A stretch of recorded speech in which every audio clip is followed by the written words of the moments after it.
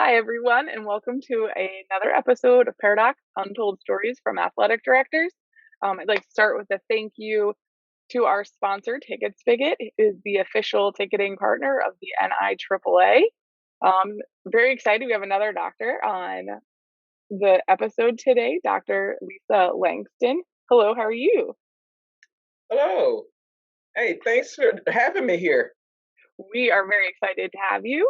Um, As always, my co-host is Dr. Dustin Smith, and I am Dr. Danielle Lapointe. And Dustin, would you like to take it from here and properly introduce our I guest? don't know if proper is the word when I introduce anybody, but for this guest, you think of royalty, people like the Pope, people like Queen Elizabeth, people like, when you see a celebrity, just the emotion that goes through you.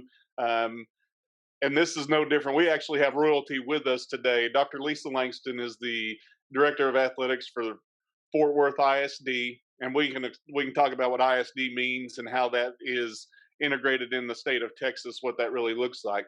But that's all well and good. But the royalty part of this is she's the immediate past president of the NIAAA board, and so she served as a true servant leader in our profession and serving the NIAAA board. And that's how I got to know her. I got to visit with her a few times and exchange greetings. Our customary greeting is always doctor, doctor, as we interact with one another. But Lisa is a pioneer. She's a former collegiate athlete, not just, I played small NAI baseball, but Lisa played at Texas A&M. I mean, it wasn't a small school that she played at, but Lisa is a former collegiate athlete. She's a decorated director of athletics, and what I really appreciate about her is her service to the NIAAA board. So I am excited to visit with Dr. Lisa Langston. And before we go any further, Lisa, I've kind of rattled off some of your accolades, some of your accomplishments, but what is a resume not going to tell us about who Dr. Lisa Langston is? Just give us an insight to what you do for fun, how you enjoy life outside of the AD world. Wow. Outside the AD world, well, first of all, even when I'm enjoying some things, I'm still thinking about the AD's world. Like if I go to an event, I'm looking at the security there because I'm thinking, okay, does it mirror what we need and things like that. But I am a lifelong learner. I'm in a book club and I enjoy reading because I think it takes me places. One thing I got the opportunity to play professionally in Germany, and actually my whole love or my thought about traveling was instilled from reading, and I hate to admit this, but Danielle Steele novels or romance novels, because she traveled the world. And so in my mind, I could see these different places. And so I got the opportunity to go and live and play in Germany, and that was just outstanding. I mean, and that fostered my love of travel. So I love to read. I love traveling, and especially going places I've never been before. Um, and I try to be a good daughter, a good sister, a good friend, a good colleague. I mean, those are the things I think you might not see on a resume. I'm definitely a person who, my family impacted me so much in who I am and the type of person I try to be. I'm a person of faith, and I hope that people see that. I was listening to a speaker, actually was an author, and one of the statements that said, "Live your life because it might be the only Bible some people read," and I take that to heart. So I think that goes back to my servant leadership. I live intentionally, and I'm here to serve others. You just kind of glossed over playing in Germany, and I've heard your story about this before. Did you know the language when you went over there, and how was it trying to navigate a country that you did not know and maybe a language you did not speak? Nine. Ich spreche kein Deutsch. No, my, Wow. yeah, my German is definitely better now. When I went over, I did not speak the language, and I actually have talked about how living in Germany really prepared me for dealing with the adversity that we had with COVID, because I did have to deal with the unknown. But I was very fortunate. All my teammates spoke some level of English, and some was their English was better than mine because I had one teammate that corrected my English all the time. But but it really was stepping out into the unknown. I mean, because you think about what we see now, as far as being able to communicate across the waters. You got to think back then all I had was a telephone to call home, and it was really pricey, so I never did. Um, and I had my share of adventures, and some that my mother still doesn't know about because I just don't want to tell her about her. Like misreading the train schedule, and I had to walk 2 hours home, not knowing really where I was going, but at least I can follow the signs. And that's kind of how we are sometimes with athletic directing. Your minister, something comes up, and you don't have. There's not a how to, but you're following these signs that lead you to some type of success. And for me, after 2 hours of walking in pitch dark roads, I finally found my street, and then I was less than a block from my apartment, and then I saw a taxi, and it's like, Mm. 2 hours too late, and things like that. So it was quite the adventure, but I loved every minute of it. And I'm still really good friends with my former teammates from the first team I played with. I've been back to Germany 3 times to visit, and I think the second time is when I noticed my teammates were starting to lose their English. So I took Rosetta Stone and for a year, and I studied for a year every day for a year longer. And when I went back in 2015, everyone was really surprised because my Deutsch was sehr gut. Nah, I said it was good, but no, not really. That's nicht richtig. That's not really correct. But as you can see, I can kind of, if I had to, I could keep a conversation going in German. And I think that's fascinating, just to place yourself in an environment that you're unfamiliar with, and oftentimes it parallels to what we do as athletic administrators. Sometimes we're in a world that maybe we don't understand completely, but we've got to make our way, and we've got to make the path for what we've got to get done. So I think that was training ground for you way early on in life, Yeah, that you were yeah. able to navigate that stuff. So kudos to you for that. Well, thank you. And that kind of goes back to my theme as a president. I said embrace because I had to embrace whatever came my way in Germany, and it worked out well. I always had hope, and I think that was part of what the theme of embrace was, to be hopeful that we can get to the other side of whatever adversity we're going through. When you got to lead through some COVID, I mean, I know Lannis did a lot of the COVID. I mean, he hit it when it was, Yes. full-fledged on, but then you Yes. got to continue that as we dealt with it for the past year. So you Sure. were really thrown into the fire there. Yes, definitely. My first board meeting that I oversaw was last February, and obviously we were virtual, but at the same time here in Texas, we had a God, we were going through Armageddon, almost that freeze, Right. Yeah, and I was very fortunate than others because I didn't lose power, and there were many people that were without power, and I could never get my house above 55 degrees for about 4 days. Yeah. So, but like I said, thankfully I didn't, I'm still blessed. I only had one little issue with pipes, whereas people had, everybody had a pool, almost had some issues. But there was a lot of damage. And so I still, think, how blessed I was to. You talk about 55 degrees. Danielle freezes at 55. You were just hoping that was warmth for you, but her, that's cold. Yes. I can't even defend myself. It's true.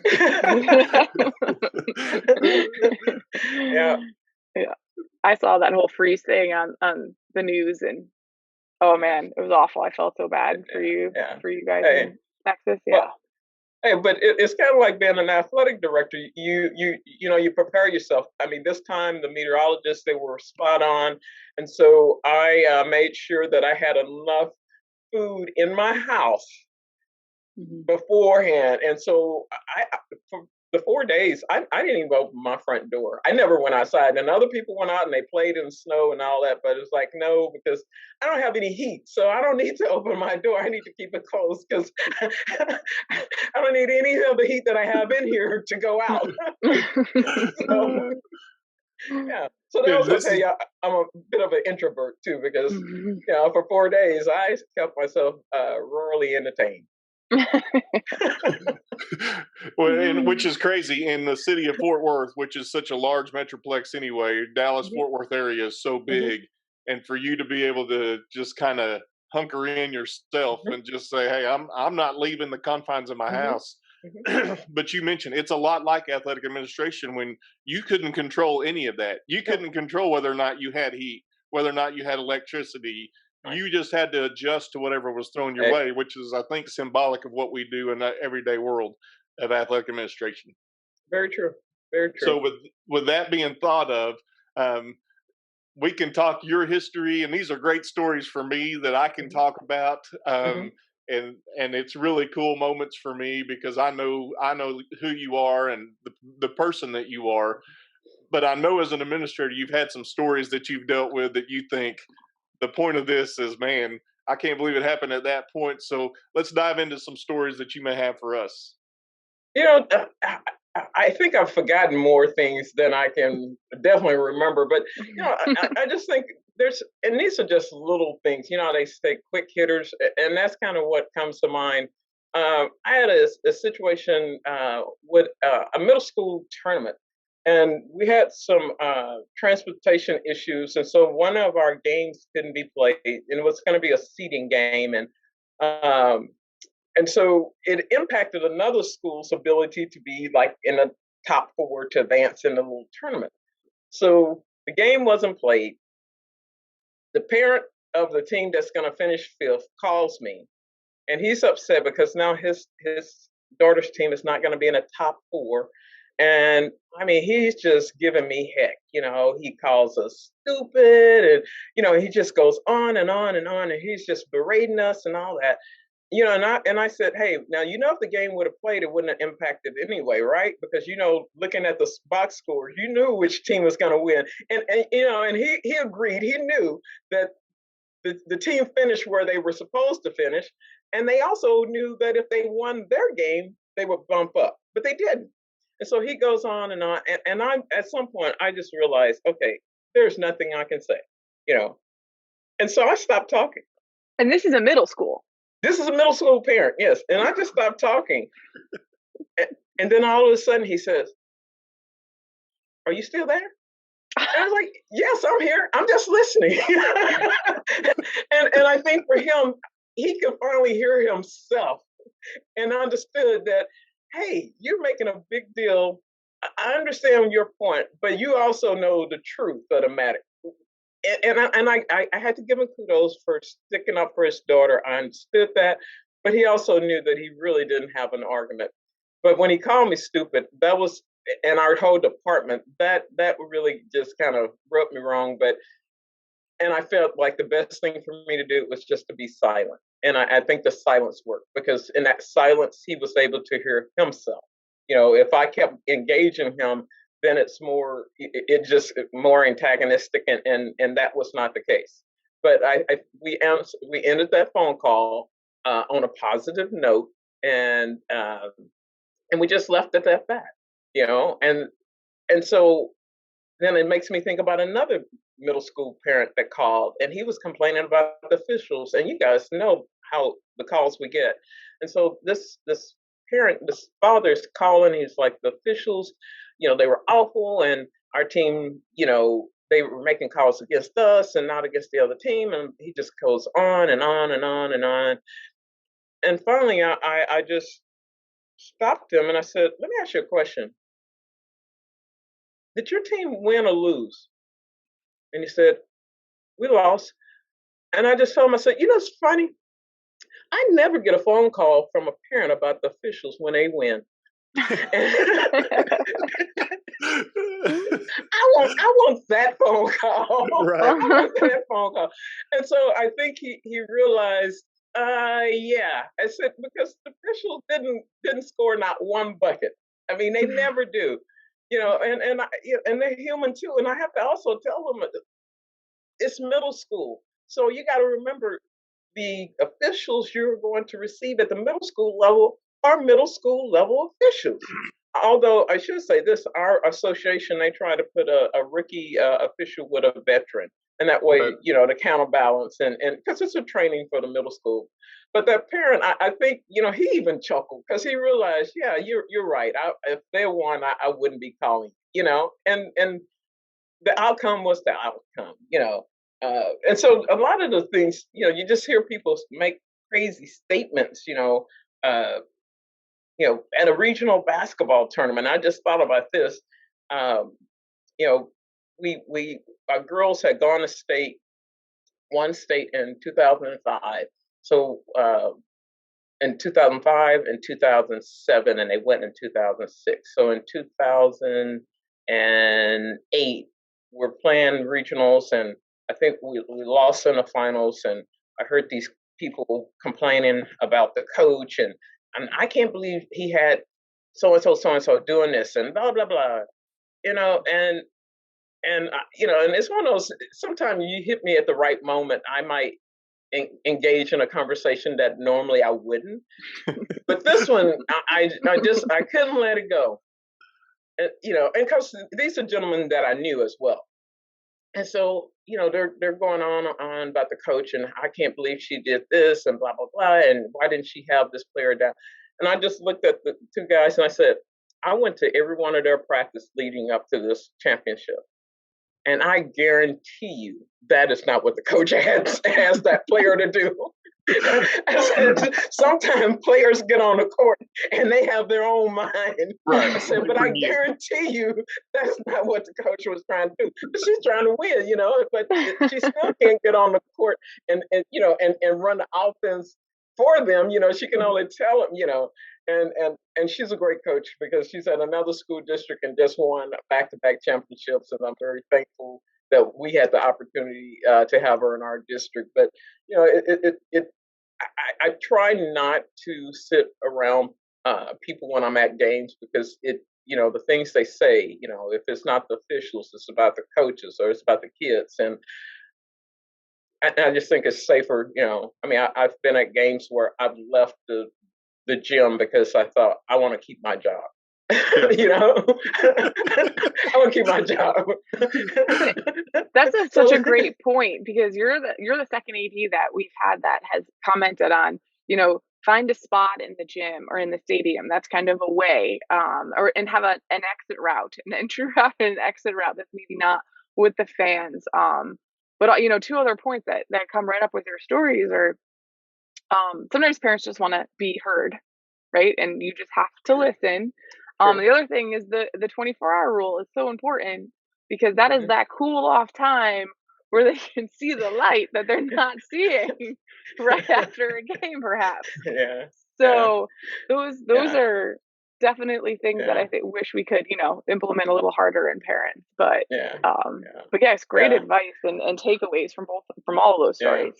Well, I think one of those moments when, and I again, why I have so much respect for you. When you would call me stupid, I think I might have said some things that I probably shouldn't have said.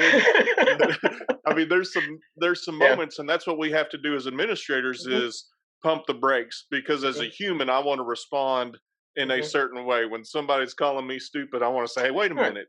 Let me explain to you. I have several degrees. I've gone to school for this. Several degrees. Explain all this stuff out. I almost said, hey, sir, my name is Dr. Langston. But I didn't. I didn't do that. I didn't do that. But and you do have to watch yourself. I mean, I've had one situation where, we had a parent that was really this. I think the parent really didn't have a good grasp of reality. He thought his daughters were better than what they were. Uh, and God, and the girls were nice kids, and I just felt sorry for them. And ultimately, he moved them out of our district, and with our rules, I had to go to what we call a district executive committee meeting, and because their change of school was definitely for athletic purposes, and I told the person that was going to head up the meeting, I said, have security there. And so they did. And after the meeting, they understood why I suggested that we have security, because this gentleman, I had met with him too many times to count, and I know at one meeting he threatened us, not physically, but just he's a parent that I would not wish on my worst enemy. Yeah, he was that kind of parent. But the thing that I learned through that, and I think that my coach gathered from that was she understood what support looked like, because we had to support the coach. I mean, this is a parent that calls CPS on the coach. Yes, yeah, and so just really. He cornered one of my colleagues in a parking lot. It just, I mean, like I said, I almost forget. I'm trying to forget about it. Yeah, this one was you're trying to forget about it, but like I said, I learned to stand up for my coach, and Dr. Smith, to your point, learning when to stop talking, because he was one, that I had to stop talking, because first of all, it's like talking to the wall. If you keep talking to the wall, it's not doing you any good. So, yeah, that one was a challenging one for me. And see, my mom used to give me this advice. She used to say, never argue with an idiot, because they'll drag you to their level and beat you with experience. Yes. Sometimes I don't even remember that.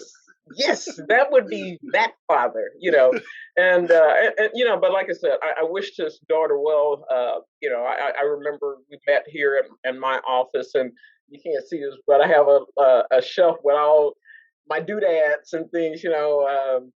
My mother, I went to visit her one time, and she had a box of like my medals and things like that from high school, and some medal and some awards from college and all that. And she just wanted it out of her house, so she gave it to me, and I put it in my car. And then I thought, I don't have a place in my house for this. I don't have a body.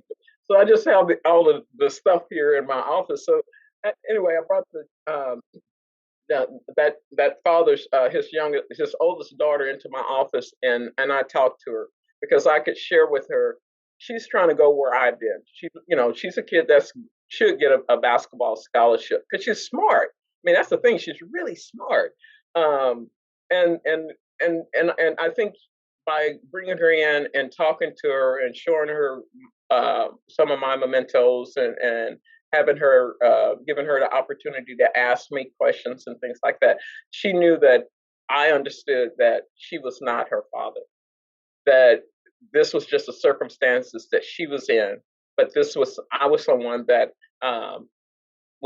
that supported her, and saw her for who she was, a good athlete, a good basketball player, and a great kid, and a smart kid. And I thought, that was a good way for me to end that chapter with that family.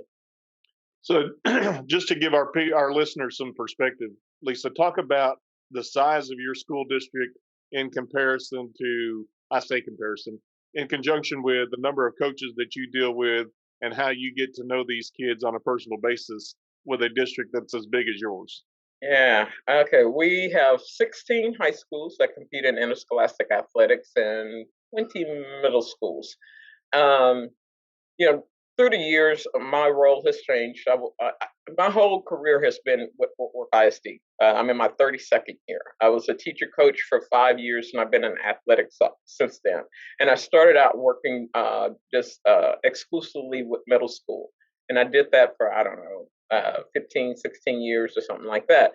And so before I transitioned to the high school level, I had been working with these middle school coaches and kids, and I'd go out to their practice. So there was a group of kids that I was following as my career advanced, um, and so those are the ones that are, you think are they're special. Like I had one They young hold a lady. special spot in your heart. Yeah. Yeah, and just Mhm. one little story was we had a young lady that we were at a regional track meet and she had qualified for state, and this is a school that they don't have a lot of athletic success, and so anyway, when she qualified for state in the shot put, she and I and the coaches, we're all jumping around and hugging and and so I see the young lady's mother. The coach points out that this is Jasmine's mother. So I go over to shake her hand and introduce myself. And when I stick my hand out for her to shake it and say who I am, she's like, I know who you are. She says, Jasmine talks about you all the time. And that, I mean, ooh, that, you know, because that made me remember why I got into athletic administration. I remember Lori Harris in Dallas ISD, who, when I was at a regional track meet, called me by my name, and I was shocked that she knew who I was. You know, and and and and and so to be able to mirror that feel for another student athlete is just But as far as like now being an athletic director, I'm not in on the campuses as much as I would like to be. But I do oversee certain sports like cross country and track, and now we're starting girls flag football. We have our first scrimmage on Thursday, so super excited about that. Um, but as I go out to campus, I do engage student athletes. I don't, I talk to them, and and I go out and I visit with. I have coaches that ask me to come out and speak to their teams and things like that. So that's how I get to engage with the kids. I make the effort. I definitely have to make the effort. And we have like, five anywhere from 550 to 600 coaches and athletic trainers and things like that. So but you got to be intentional. Yeah, you have to be intentional. Well, I think that drives home a huge point. And even for our young ads that are getting into this profession, there's a couple points in there that I want to bring out. One, the intentionality you have to have, not just with your coaches, but to be intentional in your investment in kids, and to remember that that's why we do what we do at the end of the day, to see them experience success. And success is different for Lisa Langston than it is for Dustin Smith or Danielle LaPointe. It looks Hmm. different. That Hmm. doesn't mean that every kid's going to win a state championship. It doesn't mean that every kid's going to get a college scholarship to play basketball like Right, you did at Texas A&M. right, The success looks different, but you don't invest any less in those kids because of that you don't rank it and right, say, "Hey, this kid is going to play Division One basketball, and this kid's just going to go be a student at TCU, right, whatever it may be." right, I mean, your right. investment is still the same, and you've got to be intentional with that investment. Definitely, definitely. The tennis players, they need to know who I am. Right. Just like the football players do, because the football players they see me because I'm at football games on the sideline on Friday, Thursday, Fridays, and sometime on Saturdays. But yeah, the soccer players, yeah, all of them, because they are all important. And you're right. What motivated me to get in athletics is different than what motivates, you know, the majority of our student athletes. And that's something that we have to share with coaches. We have to remind them of, you know, kids are motivated to participate for different reasons. And as a coach, it's imperative that you kind of figure out what's going on with the kid and what motivates them. Um, and like I said, you have to be intentional with those acts. Well, as we see your path and how you've ascended to the positions that you've held throughout your career, including with the NIAAA, you think about opportunities that may not have existed for people, both of your gender and your race, that Hmm. maybe not existed for a good majority of your time. And now you're seeing, when I said you were a pioneer earlier, that was Hmm. intentional because of the path that you're blazing for a lot of people. Um, I think that's tremendous accomplishment by you, obviously, but you also understand the investment you have to make in others because, like Doug Kilgore always says, I'm trying to give back to those who gave to me. And you Right. talked about the athletic director who called you by name. You Right. talked about somebody who knew you and the importance of that moment. So for our listeners that are tuned in, and we talk and laugh and do all that stuff, but the important part of what I hope we're relaying to everybody is the investment needs to be intentional and needs to be focused with don't ever lose sight of what we're doing and why Right. we do what we're doing. That's so true. And, and I think back to, for me, my college coach, I had a new coach come in my junior year at A&M, Lynn Hickey, and I talk about her often. She's now the vice president, athletic director at East Washington University out in Spokane.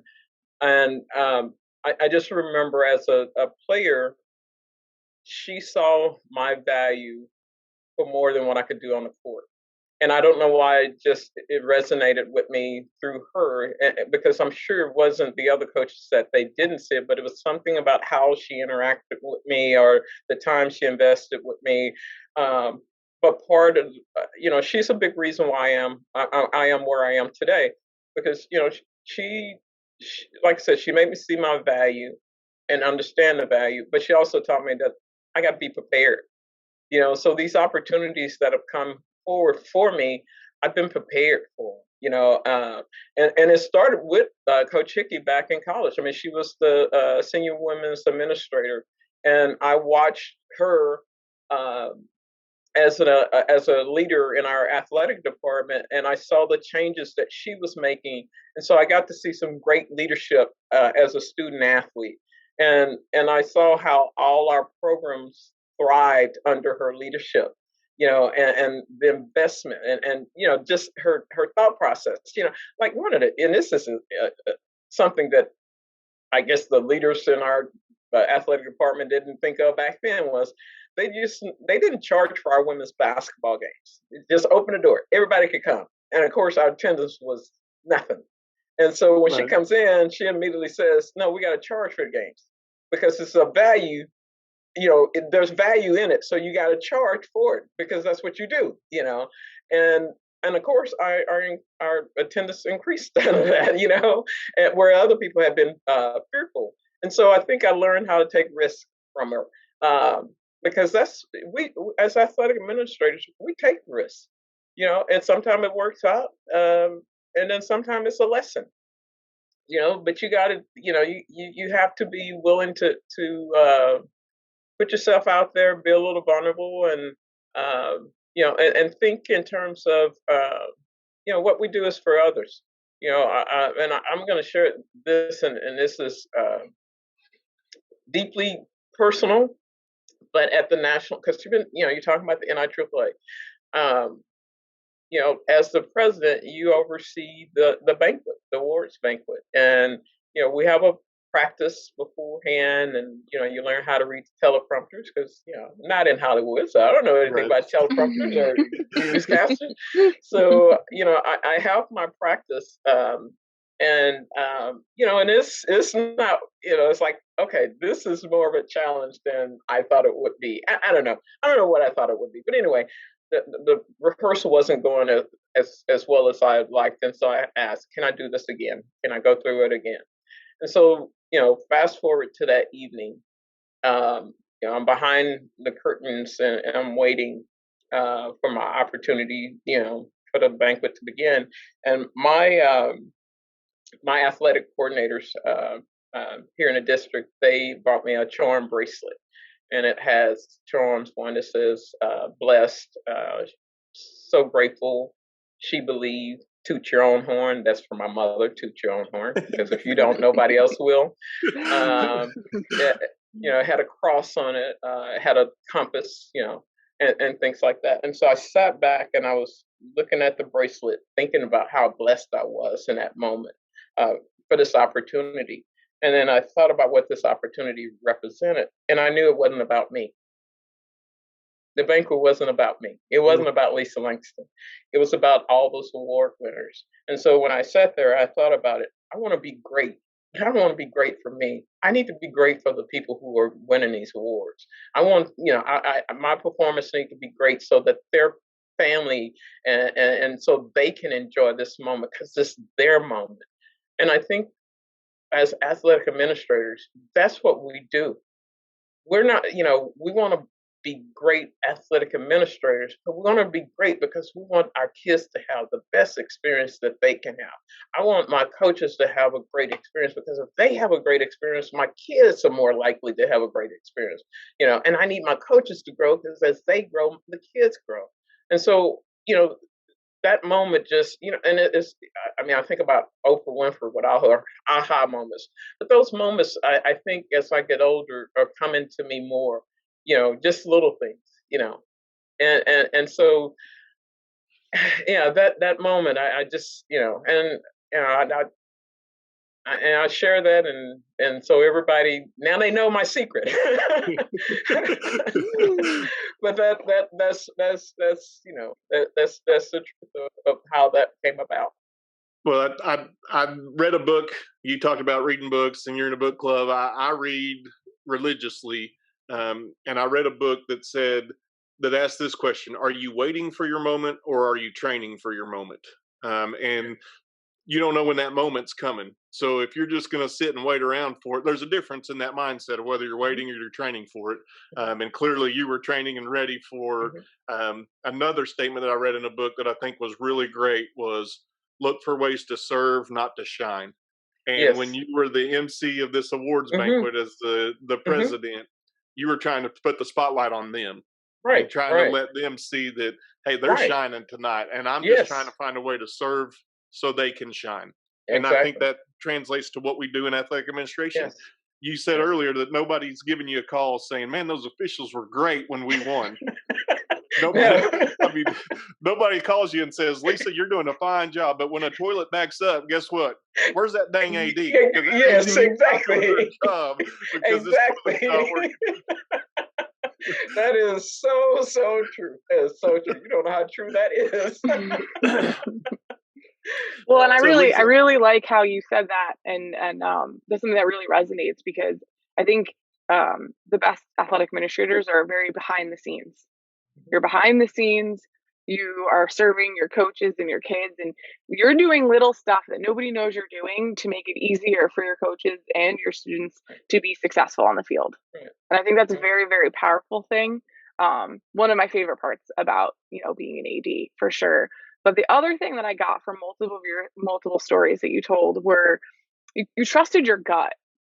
There's lots of times where you just kind of trusted your gut and you went with whether you needed security there, whether you didn't know, whether you were in Germany trying to find your way home, or just, Yeah. knowing that a parent needed the extra, Hmm. security, or you needed the extra time to just talk it out. You trusted your gut multiple times. And I think that's also a good thing to kind of talk about because sometimes that's hard to do to maybe just trust your gut when school protocol is this, or you should be doing this, or you have to do this, or something else is on your mind. But to just, really kind of be like, okay, I don't want anything bad to happen. This is the feeling I'm getting, and this is the route I'm going to go. And I think that's a good piece of a takeaway as well. Yeah. And I'm a person of faith, so a lot of what I'm, I didn't also say this, but when I was behind the curtains, I also prayed about this. right. Whenever I speak, I always do. It calms me, it centers me. And then when I have to make a decision, you're trying to, real quick, okay, what's going to be what outcome are we trying to get to, and things like that, and um, I just think I look back on my experience and um, the knowledge that I've gained from others, you know, to help me in those moments. So, you call it trust the gut, and I guess in a way that is, but it's the gut that's been built on experience and wisdom from others. So, yeah, Mhm. I would think, yeah. And that's a good thing about the NIAAA because I get to learn from so many people. Like I was in New Jersey last week and I went to their state conference and I listened to some different speakers and took gain knowledge from it. So I'm continuously growing. I'm always evolving. But So the old statement, if you're not progressing, you're regressing.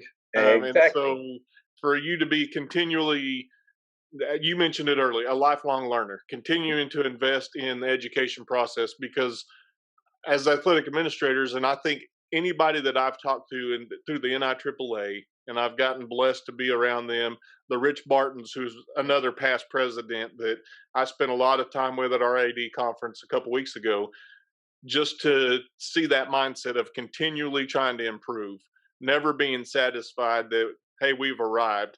And the reality is, much like you've said, we're going to still get those phone calls from parents that say, you're stupid. Yeah. You don't know what you're doing. You guys are dumb. And um, I had a parent, tell a coach that he's not a very good coach. Well, he was a football coach here, and he was 186-24 in his 16 years here, won 8 state titles, and she said, "You're not a very good coach." And I witnessed it. It was in my Uh-huh. office, and I'm Uh-huh. like, "What?" I mean, this Oh. guy's. I mean, Yeah. he's on the Mount Rushmore of coaches in the state of Arkansas, maybe in the Right. nation, just because of his success. But Right. people are going to say things that are going to catch you off guard. People are going to say things that, in the moment, they probably will retract Hmm. later. Hmm. But the reality is, you're still getting those phone calls, even Yeah. at Fort Worth, even with your legacy and your great success that you've had. People are still calling and saying, Yes. "Hey, I'm not happy with this." Hmm. Um, we're going to continue to deal with that, and we're going to continue to deal with parents. And I think the way you've handled that, especially a big takeaway for me, is just being quiet and just Yeah. letting them finish and Yeah. say, "Wait a minute, maybe Yeah. I'm not really right in what I'm saying here." Yeah.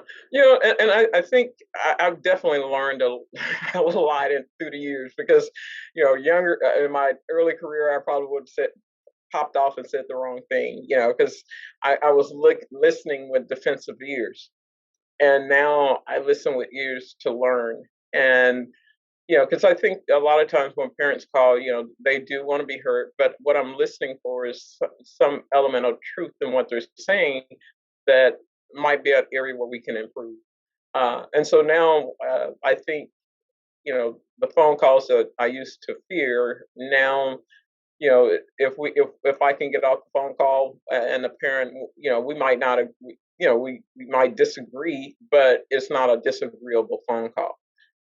Because I have learned to listen, and I know that they're calling on behalf of their most precious thing, their child, and sometimes it's just they don't know the rules, and so you got to explain the rules to them, or and like I said, sometimes people just want to be heard because the conversation to the athletic director might be the only time that day they get to say something to somebody because they can't say it to their boss, you know. And I think I've just learned to my shoulders are big enough, and one of the things that it took me a long time to learn because my mother she has a back like a duck. Everything just rolls off of her, Right. and it's taken me many years to get to that point. But I think that I finally have, and and so again, like I said, is how I listen now. Um, yeah, because I want the best program for their child and all the children in our district, and it's incumbent that I listen because I'm not 100% right. Yeah, I already know that. Get out Shoot, of I might here. not be 50% right.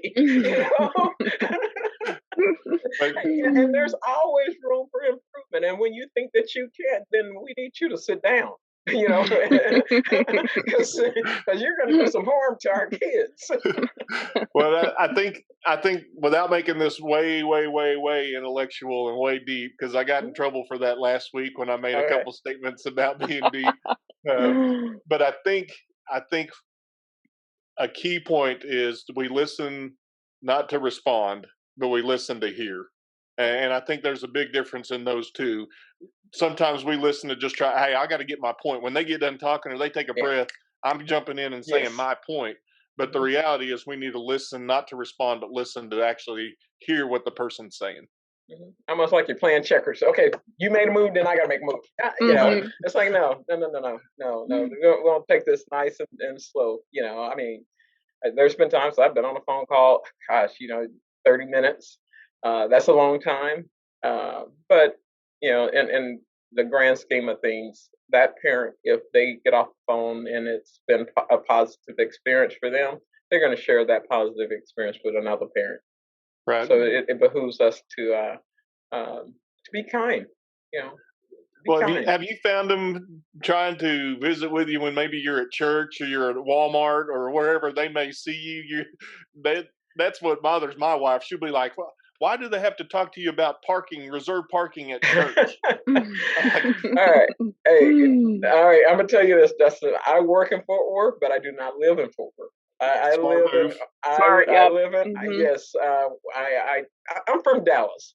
Okay, and working in Fort Worth, they're about 45 minutes from each other, and so I plot right in the middle in Arlington because at the time I wanted to be close to my grandmother, and even though I lived in a different city, I actually could get to her faster than the other members of my family.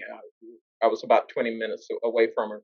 But if you ever watch the Dallas Cowboys football game, I live just north of the stadium, across the highway.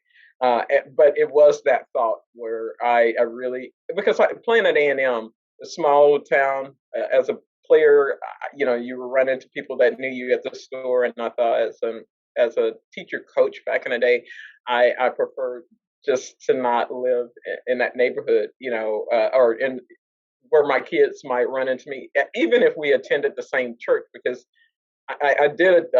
Someone invited me to the church here in Fort Worth, and I went. And then, of course, I run into multiple student athletes and parents, and some of the parents, they're not happy with the decision you've made. So it's like, okay, I'm at church, Right. and we're about to have a blowout here at church. And I thought, no, I need to go to church outside the city and live somewhere else. So that's been a, if you can, that's not a bad thing to live other than where you teach, coach, and you're an administrator. I just, yeah, my two In cents. Greenwood, Arkansas, I don't know if you've ever been there, but Greenwood, Arkansas is a town of 9,000 people, and there ain't a whole lot of places outside, but they know exactly who you are and where Yes. you're at. Yeah. And there are times I go to my kids' games and they're like, "Hey, would you take care of this? You're an AD," and I'm like, "No, I'm a DAD today. I'm not the AD. I'm a Right, DAD. I'm just trying to take care of my right, kid." right, Um, and so there's that boundaries, and sometimes, and we Mhm. have a course on it, the professional boundaries, and trying to Mhm. maintain those through the NIAAA, the LTI. I think it's 715 or something like Mhm. that. Mhm. But regardless, great advice to be able to not live where you work if you can. If you can. My problem is I'm 2 blocks from where I work. Well, you know what? And there's the positive, because there are people that they can walk to work, and I got to get in a car and drive, and so I see. Yeah, I There's see an benefits to advantage. both. There's benefits. There really and truly is. If you come from a small town and that's what you're accustomed to, I think that's awesome. I mean, if these are the people that Yep. reminds me of the TV show I'm watching on Netflix, Sweet Magnolia. That's what Greenwood sounds like to me. It's a Yeah. small town where everybody cares about you too. So like I said, there's the positives and the negatives, and it's just whatever you're. I mean, I'm a big city girl, and so I don't know if I would thrive in a small town. And it's just the opposite. If you're small town, you might not thrive in a city gets too big. It's too noisy. I can It's tell you funny that this. you. Oh, sorry, Dustin. It's funny that you say that because I had a very strict no wearing like the school gear to Publix, like our grocery store. Like you Mhm. can't.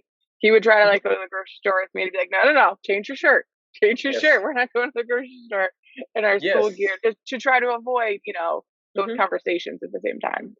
Mhm. Yeah. I agree. Yeah. With gas prices the way they are, I'm thankful for being 2 blocks away.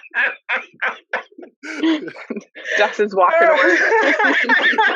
Or riding a bike. He's the one. Yeah, I was walking to work long before it was $4 a gallon. I was walking to work long before that. No, but like I said, there are some positives. Yeah, I mean, it really is what.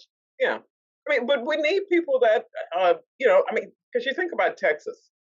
and how big it is. Because people forget that El Paso is in Texas, but it's in a different time zone. It's not in, and all the points between there and to where I am. It's a lot of small towns, but they need great administrators there, and I'm thankful that you know there's people that fits. It's whatever's the fittest. And like I said, I just come from a big city, so this Fort Worth feels a lot like Dallas, just obviously smaller, but this is a school district that is very similar to the school district I grew up in. And when I think about, like I said, the Louis Harris, the assistant AD who knew me, uh, that resonated with me, and so I'm serving kids that were like me, and that's what makes what I do really special over here, and I haven't had a desire to leave in 32 years. Well, I think that's a great point that you're making. Is you've got to grow where you're planted, Hmm. obviously, and you Hmm. you you take care of that. But no matter if you're at Fort Worth and you're dealing with 16 high schools and 20 middle schools, or you're in Greenwood and you deal with one of each, Hmm. you're still dealing with parents. We're still facing the same issues. It's just Yes. that it doesn't matter where you're at. You're still going to deal with parents who are trusting you with their most valuable possession, True. something that they've invested so much in. True. You've They're trusting you, saying, "Here, take care of that kid." Whether that's in Fort Worth, that's in Greenwood, that's in Florida, Hmm. wherever it may be, Maybe. Hmm. you're dealing with the same situations. And I think that's what's beautiful about the NIAAA is because Yeah. it's made up of people who are servant leaders who are saying, uh, "We're fighting this battle together. We're pulling on the same rope. We'll pull in the same direction instead of pulling against each other." Very true. Very true. I was very blessed a few years ago to I went up and taught LTI course up in at the Idaho State Conference and did a workshop there. And of course, when I go and speak, I also stick around because I want to, hear. Like I said, I want to learn from others, and it's interesting because the topics that they're discussing are the same topics we discuss here in Texas. So, Right. very similar. And so, like you said, we're all pulling in the same direction, and it's great that we're helping each other, and that's what I found. The blessing in the NIAAA is just that ability to learn from others. That networking and just the knowledge that you gain, the wisdom. This being a part of the organization has really allowed me to be a great example for the coaches and the athletic coordinators that I get the honor to lead here in Fort Worth, and they know it because they've been with me a long time, so they can see my growth. Well, and if it weren't for the NIAAA, then I wouldn't have gotten to know Lisa Langston, and we wouldn't have this conversation. I wouldn't have gotten True. to know Danielle Lapointe. We wouldn't have a podcast where we could sit around and tell stories and Yep. laugh and share wisdom about what we get to know. So the value in the NIAAA is huge because you come across people who don't have a complex of saying I am great. They're just serving to try to make others great. And I think that is what is so valuable about what we do. Very true. Very true. That's a great way of summing it up. Yeah. And it's Really, that been that was good. That was hey, as over was. Let me tweet that out. Let me tweet that out. That was good. That was good stuff. Yeah, but it's really true. Yeah, I'm here for others. That's one of the things I thought about when I first got into athletic administration was you know, being a former basketball player, I got articles with my name in it and stuff. So I know, and I thought to myself, I know what my name looks like in ink. I don't need to see it anymore. I know what it's like. Right. I need other. I want other people. I want my coaches and my kids to shine, and I do what I can to help them, to empower them, so that they can be great at whatever it is they choose to do. It's called perspective. And I think that's huge for us in our profession that we've got to have perspective of why we do what we do. So Lisa, on behalf of Daniel, I want to just say thank you for taking your time. I know it's valuable. Thank you for sharing some laughter, sharing some intelligence, sharing a lot of wisdom that you've garnered over the years. I'm thrilled to death that you take a chance and be on our podcast. No, thank you for having me. This has been fun. So now, hey, now the fun part of my day is over. I got to go and get to work now. Now you gotta go to work. And I Hey, echo everything that Dustin just said. It's been an honor to speak with you and thank you for taking time out of your busy day to really, I hopefully reach a ton of ADs across the country and, make their day better too and give them some more knowledge. yeah, and I'll see everyone in Nashville. Amen to that. That's not Yes. far. Yes. All right. Looking Bye. Thank forward to you. it. All right. Thank you guys. Y'all have a great day.